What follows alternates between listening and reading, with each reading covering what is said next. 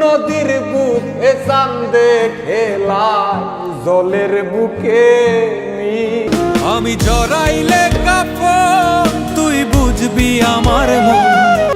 এই দুনিয়ায় থাকতো না রে কোনো জিন্দালা। সম্প্রতি সময়ের আলোচিত জনপ্রিয় প্রতিভাবান একজন তরুণ কণ্ঠশিল্পী হলেন এসকে স্বচ্ছ। তিনি মূলত তার মৌলিক গান এবং কভার গানের মাধ্যমে সোশ্যাল মিডিয়ায় বেশ জনপ্রিয়তা পেয়েছেন। তার গানগুলো লাখো ভাঙা হৃদয়ের খোরাক যোগাচ্ছে। ঠিক মনের ভেতর থেকে ফিল দিয়ে গান গাওয়ার এক অবিস্মরণীয় প্রতিভা রয়েছে তার। এ যেন বাংলাদেশের দ্বিতীয় মনির খানের কণ্ঠ। এত সুন্দর স্মার্ট ছেলেটিরও হৃদয় চুরমার হয়েছে। ওই যে গানের লাইনের মতো কোনো কালনাগিনী তার হৃদয়টা ভেঙে চুরমার করে দিয়েছে। তবে আজ তাকে ভালোবাসার মানুষের অভাব নেই। তার গান এত জনপ্রিয় যে শত টিভি চ্যানেল তার ইন্টারভিউ নিতে অপেক্ষায় রয়েছে। আমার বন্ধুর দেওয়া তুষের আগুন দাও দাও কইরা জ্বলে। তো বলছিলাম বাংলাদেশের বর্তমান সময়ের উদীয়মান গায়ক ও কন্টেন্ট ক্রিয়েটর এসকে স্বচ্ছের কথা। তিনি বাংলাদেশের সিরাজগঞ্জ জেলায় জন্মগ্রহণ করেন। তবে বর্তমানে তিনি ঢাকায় ভাড়া বাসায় বসবাস করছেন।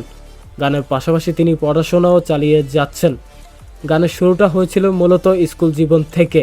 সেই সময় তিনি দেশের জনপ্রিয় গায়ক Monir Khan, F A Sumon, James, Ayub বাচ্চুর গান শুনতেন।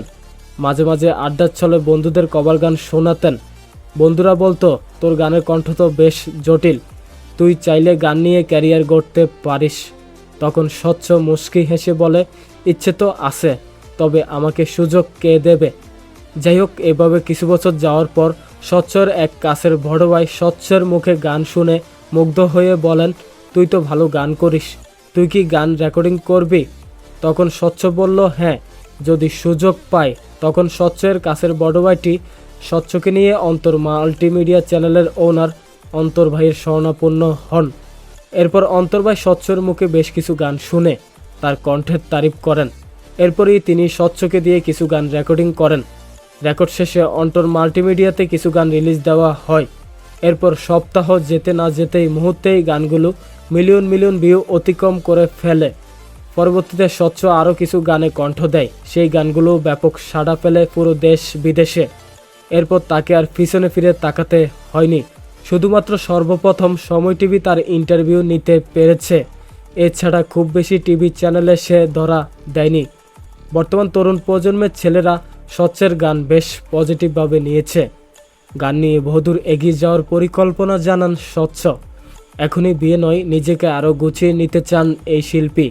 গানের শুরুতে পরিবার থেকে সাপোর্ট না পেলেও এখন পরিবার সহ বন্ধু, শুভাকাঙ্ক্ষী সকলে তাকে ব্যাপক সাপোর্ট করে চলেছে।